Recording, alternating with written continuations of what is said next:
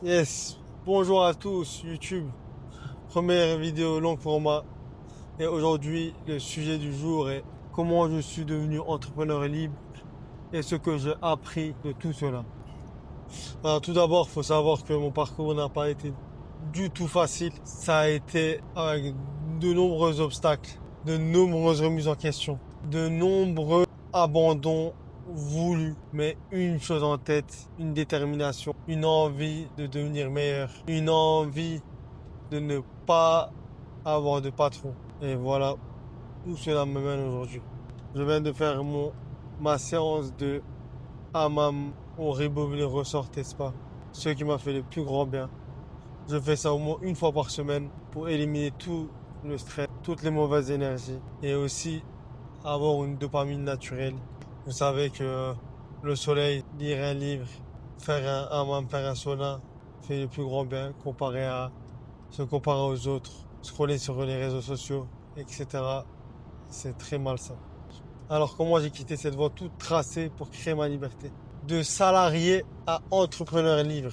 Ce que personne vous a dit figurera dans cette vidéo. J'aurais pu rester comme tout le monde. Un salaire, une routine, métro, boulot, dodo. Et le sentiment que ma vie m'échappait. Mais moi, j'ai choisi autre chose. Aujourd'hui, je partage comment je suis devenu entrepreneur et surtout ce que j'ai appris sur la liberté.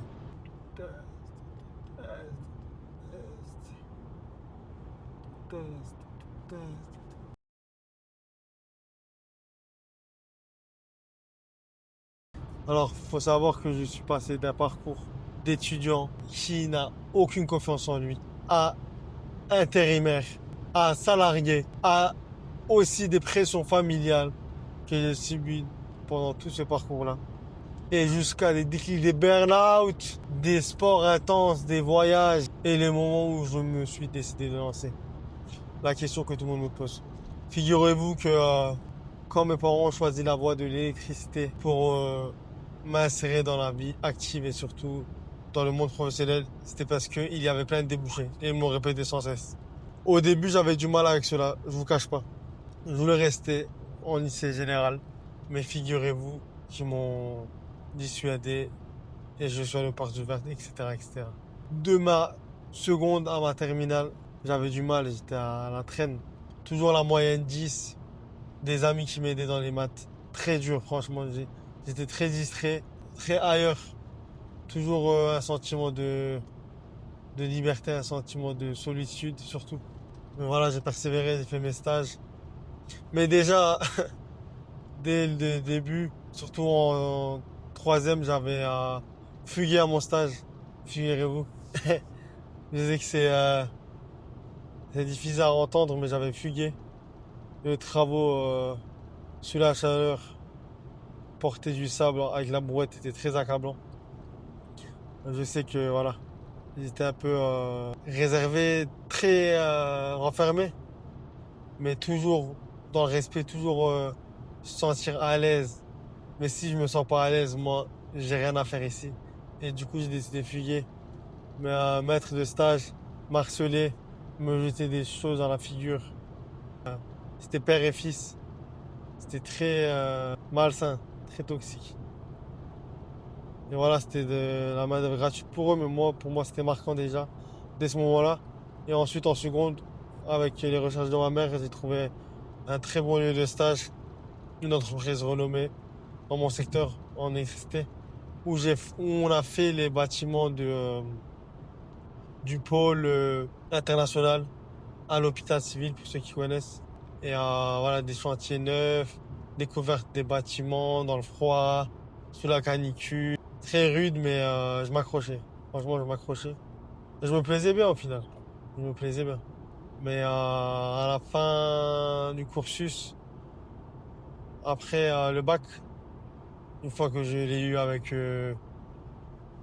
des encouragements, je suis allé en BTS. Et c'est là que j'ai pété les plombs, j'ai abandonné mon stage sous les conseils d'un collègue qui me disait que c'était très dur, etc., qui m'a dissuadé, qui m'a influencé et que je vais faire prof de sport. Du coup, j'ai tout quitté pour essayer de faire prof de sport. Mais au final, je m'étais retrouvé faculté de langue turque. le néant, la catastrophe, mon cursus en BTS, où j'avais déjà peu confiance en moi. J'étais un peu la tête du turc de la classe, très moqué, harcelé. J'étais très, très gentil, très réservé, très qui disait oui à tout, quoi. Vraiment une tête du turc, j'avais du mal à dire non. Ça, c'était ma plus grande faute que j'ai fait. Du coup, tous les camarades en profitaient. Et pour au final, ensuite, recevoir la bourse à la faculté. Et en finale, un an après, en 2016, j'oublierai jamais, pour devenir caissier et employé libre service au Auchan. Voilà mon premier job. Et juste avant ça, c'était préparateur de commande chez Norma, job étudiant. Ouais, c'était la découverte, quoi. Mais rien à voir avec mon domaine de prédilection. Une période aussi de remise en question. Le permis, j'ai eu du mal à l'avoir. Ensuite, j'étais membre de mon association sportive, entraîneur et dirigeant. J'étais très investi là-bas. Ok, c'était du bénévolat, mais je pense que ça m'a un peu sauvé. Et je continue le foot à cette période-là, qui m'a un peu maintenu, quoi. Qui m'a un peu fait sortir le vaisselle que vous connaissez aujourd'hui. Combatif, gagnant. Sur le terrain, j'étais une toute autre personne. Et ouais, ça, c'était une période de ma vie, adolescence, très difficile. Du lycée jusqu'au BTS, la première année de travail. Et ensuite, c'est là que j'ai commencé le monde de la nuit, quoi. Une fois que j'ai commencé à travailler, à mes 20 ans. Avant ça, je connaissais pas du tout.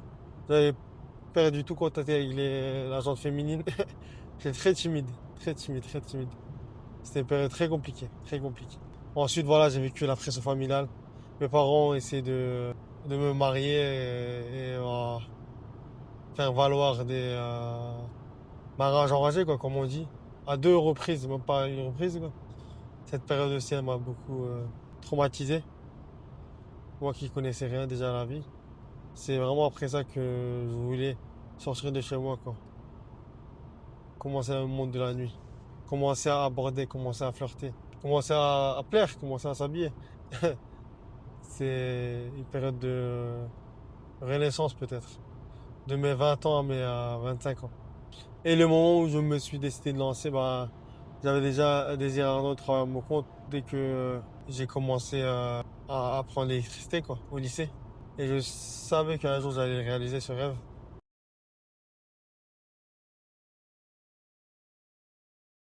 Alors, rupture que j'ai vécue, parce que c'est une rupture amicale, ouais, beaucoup de trahison, beaucoup de tristesse, beaucoup de comportements inappropriés. J'avais du mal à avoir un groupe d'amis stable, quoi. Tous les 2 ans, je changeais de groupe d'amis, quoi. Que ce soit au foot, que ce soit dans ma ville. J'avais très le besoin de soutien et surtout très du mal à garder le même cercle d'amis. Vous savez, ceux qui sont dans les villages, ceux qui sont grandis depuis petits ensemble, ils sont inséparables, mais nous, on n'a pas vécu ça dans la ville. Donc c'était très dur d'être soutenu. De ce côté-là aussi, j'ai vécu. Et avec le monde de la nuit, bah, c'est sûr, avec l'intérêt, les femmes, etc. Beaucoup de tristesse. Franchement, l'alcool, je noyais mes chagrins dans l'alcool, si je peux dire ça. Très dur, très dur, très dur. Sombre période de mes 20 ans à mes 25 ans. Encore plus sombre qu'avant, quoi. Il y a beaucoup d'argent dépensé, gaspillé, quoi, avec les salaires d'intérimaires qui sont partis en fumée dans toutes les soirées qu'on faisait, quoi. L'organisation, faire plaisir aux amis, faire plaisir aux filles. Voilà. Tout ça, ça a joué en ma défaveur. Et voilà, des soirées adoutées, de solitude, avec l'alcool, quoi, je voyais ça, le chagrin. Alors que je ressaisais le passé, quoi. J'étais pas bien dans mon esprit, bien dans mon corps, peut-être. J'étais maigre, j'avais commencé la musculation aussi à cette période-là, 2017, après cursus scolaire, grâce à un ami que je dédicace encore ici, Goawichi. qui m'a beaucoup soutenu dans cette période-là. Coach aussi, comme à mes dépens, qui m'a rejoint dans mon club de cœur pour valider son cursus de STAPS. Lui, c'était un tout autre objectif, mais on se connaissait depuis l'enfance. Et on se retrouvait à cette période-là de notre vie. Et, franchement, on s'est beaucoup soutenu. On a même regardé l'Euro 2016 ensemble en France. C'est très cool. Et voilà, commencer à gagner confiance en moi avec la musculation, confiance en mes capacités, en mon corps. Et ensuite, ouais, soirée à gogo, c'est-à-dire, bah, vous savez, une personne qui sort souvent, que ce soit homme ou femme, tous les week-ends, c'est que voilà, il y a un truc qui va pas dans sa vie, quoi, qui veut fuir la réalité. Et c'était un peu ça, moi. Ma réalité, c'était la solitude. Ma réalité, c'était ne pas être assez soutenu, peut-être. Ma réalité, c'était ressasser le passé, être triste d'avoir été manipulé, utilisé. Et alors voilà, c'était pas une raison pour me mettre si mal, jusqu'à vomir, mais voilà, c'était ça la raison des soirées. Mais après, voilà, j'ai fait des rencontres, passé des bons moments aussi. Comme j'ai dit, beaucoup d'amitié nouées là-bas. La danse qui m'a aussi beaucoup aidé. J'aimais danser, enfermer la piste. Et franchement, c'était quand même une sacrée période, quoi. Et après, il y a eu le Covid, quoi, comme vous savez tous, tout a été fermé. Et après, là, on a fait des soirées illégaux avec les amis. Soirée appartement, Airbnb, avec des cautions, anniversaire. C'était incroyable. Et jusqu'à 2021, burn-out. Après mon premier CDI, bagarre générale dans une soirée causée par des amis que j'ai ramenés. Et ça, c'est la goutte de trop, quoi. Me laisser marcher dessus comme ça. Inviter des personnes, ne pas se faire respecter. Et voilà, j'ai décidé de faire un gros tri. Et surtout, quitter mon job, changer de pays et changer mon mentalité. Ça a été très dur. Franchement, c'était très dur. J'étais beaucoup dans le mal, cette période-là. J'ai même attrapé des maladies. Franchement, j'étais beaucoup dans le mal. Fin 2021, début 2022. La descente aux enfers. Pour ma part, c'était aussi un signe d'arrêter le monde de la nuit, d'arrêter toutes ces conneries, quoi. Les relations d'un soir. Il y a un gros tri dans mes amitiés, quoi. C'était très dur. Franchement, c'était très dur. Et tout 2022, bah, j'étais enfermé chez moi, regarder des vidéos de dopamine, YouTube, de motivation, de business, d'entrepreneuriat, qu'est-ce que j'allais faire. Et c'est à cette période-là que j'ai trouvé ma première idée, le dropshipping. Dédicace à mes amis qui sont dans l'e-commerce. Avec la création de mon auto-entreprise mi-2022 et le lancement de la première boutique été 2022. Et jusqu'à que en été 2022, je vais en Italie avec des amis, à Milan, ligne de com, un peu changer des idées en voiture. Et ensuite, je vais en Turquie. Et après, à mon retour, l'événement de ma vie, le changement de ma vie, le déclic de ma vie, rencontrer mon ex-copine qui m'a aidé à vaincre justement cette dépression, ce burn-out, ce moment de solitude. Je lui suis infiniment reconnaissant et je lui fais plein de bisous sur ma vidéo. Même si nos chemins se sont séparés, j'aimerais lui dire que jamais j'oublierai tout ce qu'elle m'a apporté. Et voilà, c'était un an de relation depuis la fin de l'été 2022 à la fin de l'été 2023, jusqu'à avoir un projet commun, travailler en Suisse en tant que frontalier. Et voilà, c'était une période de renaissance, de reconversion, d'espoir, de lumière pour moi. Franchement, se mettre en couple quand on a besoin de guérir, où on ne sait pas où on va, je pense que c'est la meilleure chose à faire. Même si faire souffrir l'autre personne, c'est pas très ouf. Voilà, son pansement, etc. Mais voilà, moi c'était ma première vraiment longue et sérieuse relation. Avant ça, c'était que des flirts pour moi. Donc ça m'a vraiment mis une claque, quoi. Je savais pas comment c'était d'être en couple. Donc j'avais aussi des comportements toxiques, quoi. honnêtement. Rendre jalouse l'autre, et, jouer au chaud au froid. Voilà tout ce que j'avais appris avec les filles de la nuit, quoi. Faire respirer, ne pas passer pour acquis, au risque d'avoir peur de la perdre. Voilà, beaucoup de conneries. Même si de son côté, elle était très sérieuse, très forte. C'est ça qui m'avait marqué chez elle. Une femme résiliente, quoi. C'est ce que j'avais besoin à cette période-là. Ce dont j'avais besoin, moi qui avais du mal à gérer mes émotions, moi qui réagissais au quart de tour, moi qui avais aucune maîtrise de moi-même, c'était un équilibre. Et bien sûr, elle m'a poussé aussi à entreprendre. Fin 2022, lancement de la deuxième boutique, même si j'ai du mal à avoir des résultats. Je persévère. Avec ensuite une petite pause. Et fin 2022, bah, quand j'ai quitté la Suisse et je l'ai quitté, malheureusement, j'ai rejoint des amis entrepreneurs à Marbella qui étaient dans ce domaine-là justement pour booster ma carrière dans l'entrepreneuriat. Et je me suis engagé avec un coach où là j'ai créé une troisième boutique et où j'ai commencé à avoir des résultats.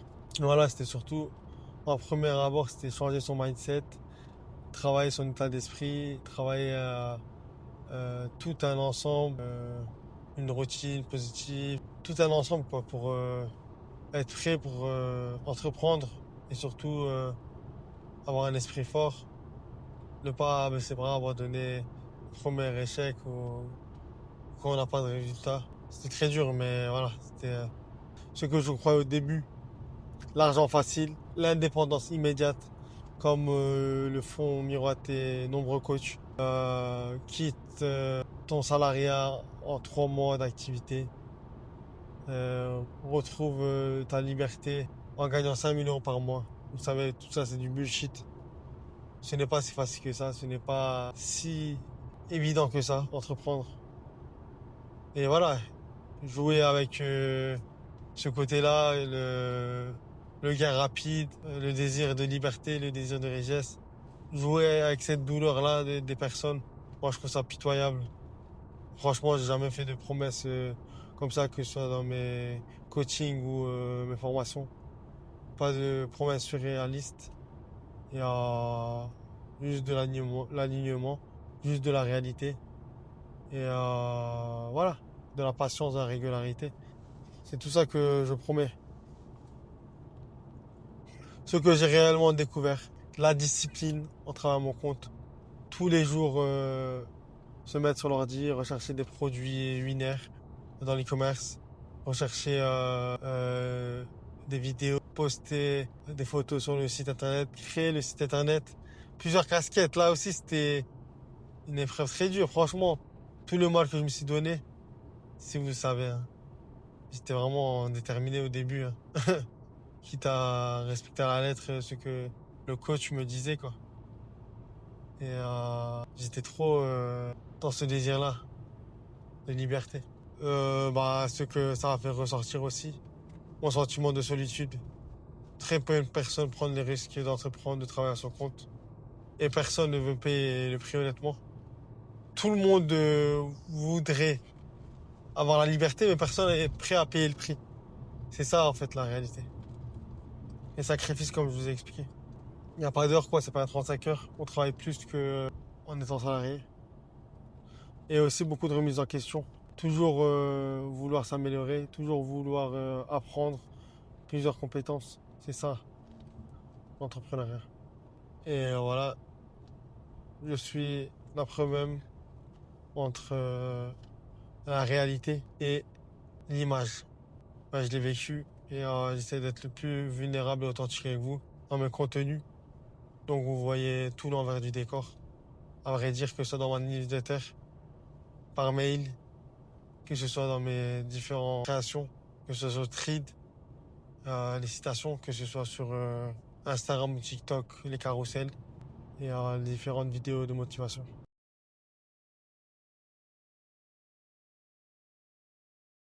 Les 3 grandes leçons. La liberté commence dans la tête. C'est l'alignement qu'il faut, ce n'est pas la confiance. Ce n'est pas la confiance qu'il te faut, c'est l'alignement. Très réel aussi. Si vous n'êtes pas fort là-dedans, bah rien va se passer et vous échouerez vos projets. Deuxièmement, ton environnement détermine ton énergie. Ça aussi ça aussi très réel. Les relations, l'hygiène de vie que vous avez, tout ce que vous consommez, tout ce que vous lisez, bah, ça affecte votre énergie. Et c'est quoi la plus grande monnaie en tant qu'entrepreneur? C'est son énergie, justement. Montrer qu'on peut réaliser cette tâche, montrer que ce client peut nous faire confiance, montrer qu'on peut se vendre, montrer qu'on peut réaliser des choses que d'autres personnes ont abandonné ou laissé de côté. Tout ça, ça dépend de l'énergie que vous avez. Et troisièmement, pas besoin de motivation, mais d'un plan clair et de discipline. Ça aussi c'est réel. Si vous n'avez pas un cadre clair, si vous savez pas où vous allez, bah, je suis désolé, vous allez aller nulle part. Et surtout, vous baisserez les bras après quelques échecs. Alors que la clé, c'est la répétition, la discipline et faire une tâche même si on n'a pas envie. C'est ça qui fait la différence. 1 heure de création de contenu, 1 heure de sport, etc., etc. Voilà, nous arrivons à la fin de la vidéo. Comment je suis devenu entrepreneur libre et ce que j'ai appris de toute cette aventure.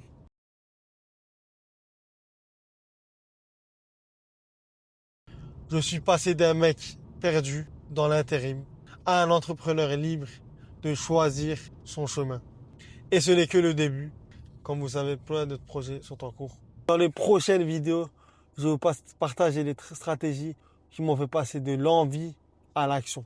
Voilà. Si tu veux avancer, clique en bas avec moi, abonne-toi et on construit ensemble la liberté de demain. Voilà. Plein de bisous. Ciao.